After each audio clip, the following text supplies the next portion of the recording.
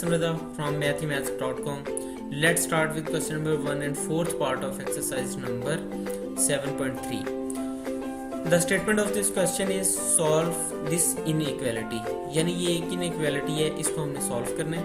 तो अब इसमें यानी इसके solution का ये मतलब है कि इसके अंदर जो भी variable है उस variable की वैल्यू को फाइंड आउट करना है। जैसे कि इस क्वेश्चन में वेरिएबल जो है ये x है, सो x की वैल्यू को हमने फाइंड आउट करना है। तो हम इसमें इस तरह से कहते हैं कि ये हमारे पास ये फर्स्ट स्टेप में x इसी तरह से आ जाएगा। ये जो -2 है ना, -2 को इन दोनों एलिमेंट्स के साथ मल्टीप्लाई कर देते हैं। -2 इस 5 के साथ मल्टीप्लाई होगा तो -10 आ जाएगा। -2 इस -2x के साथ मल्टीप्लाई होगा तो ये +4x आ जाएगा। And it is greater than equal to, अब यहाँ पे ये जो है 3 कंप्लीट एंड 1/2 है, तो ये 2 इस 3 के साथ मल्टीप्लाई होगा तो ये 3 × 2 6 आ जाएगा और 6 में ये 1 एड अप होगा तो ये 7/2 आ जाएगा। नेक्स्ट स्टेप में हम इसका इस साइड पर एलसीएम ले लेते हैं। एलसीएम लिया तो ये हमारे पास इसका एलसीएम 2 आ गया। 2 अब सिंपली इस 6x के साथ मल्टीप्लाई हो जाएगा तो ये आ गया हमारे पास 12x - 7। तो यहाँ पे x - 10 + 4 is greater than equal to 12x - 7/2।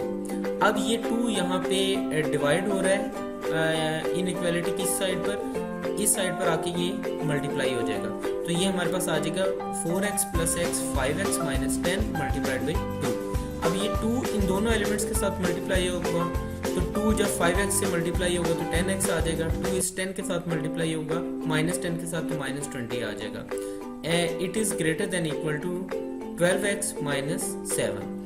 अब हम इस तरह से करते हैं कि x वाले जो हैं उन्हें एक साइड पे कर लेते हैं और कॉन्स्टेंट्स जो हैं उन्हें एक साइड पे कर लेते हैं। तो ये हमारे पास आ जाएगा जी 10x, यहाँ पे +12x है, इसको इनइक्वालिटी की दूसरी साइड पर लेके जाएंगे तो ये -12x आ जाएगा।